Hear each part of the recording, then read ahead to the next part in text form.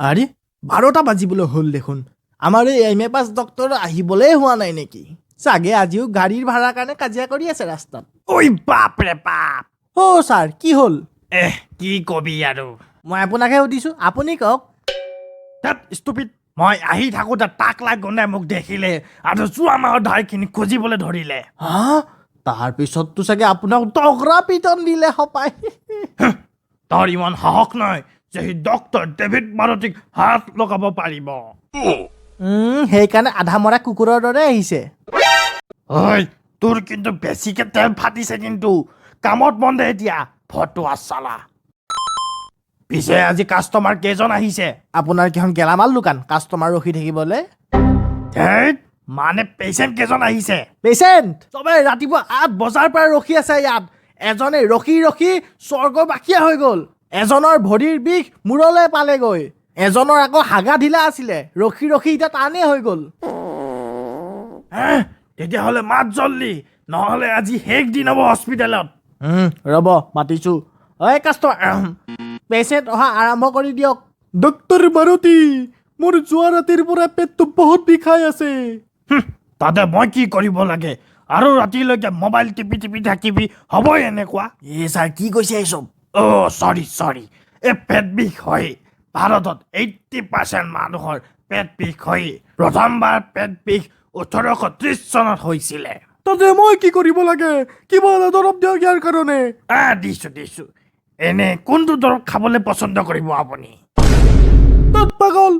ইয়াক তোক দেখুৱাতকৈ মই গৰুৰ ডক্টৰক দেখুৱাই ভাল আছিলে আজিকালি কাষ্টমাৰবোৰৰ বৰ তাও হৈছে দেই এই বেলেগ এজনক মাত ঐ নেক্সট अरे डॉक्टर भाई मुझे कई दिनों से बहुत तकलीफ है হিন্দী দেখোন ছাৰ আপুনিতো হিন্দী একেবাৰেই নাজানে কি হ'ব এতিয়া ধেৎ, কোনে ক'লে তোক চাহ কেনেকৈ ইয়াক হিন্দীতে কয় দৰৱ দি দিম শুনিয়ে আপুনি সূৰ্য উঠনে के बाद ये फिक्स जला पानी में ছাৰ জ্বলা পানী নহয় গৰম পানী सब ओभार सम्राट करोबार कहाँ आছিলো मैं डॉक्टर जी जला पानी ए जला पानी नहीं गरम पानी इसके पासत गरु के दूध के साथ ये केरोसिन दुटा मारी देना डॉक्टर जी ये गोरू क्या है ए गरु ए घास चबाने वाला इमान हागने वाला ए हम्मा करने वाला ओ समझ गए डॉक्टर साहब अरे भाई आप तो काफी समझदार डॉक्टर है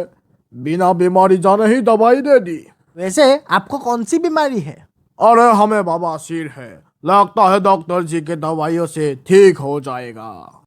ছাৰ আপুনি তাক জানো মোক হিন্দীত আহি থেংক ইউ বুলি কৈ গৈছে নেক্সট মাত ডক্টৰ মাৰুতি ভালনে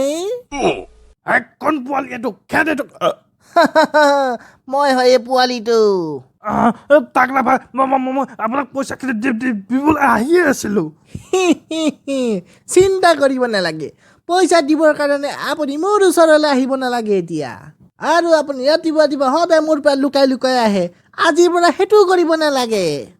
শান্তি কাৰণ আজিৰ পৰা মই আপোনাক খোজকাঢ়া অৱস্থাত নথওঁ মোক কেলে মাৰিছে এইজনে মোক যোৱা 2 মাহৰ দৰমহা দিয়া নাই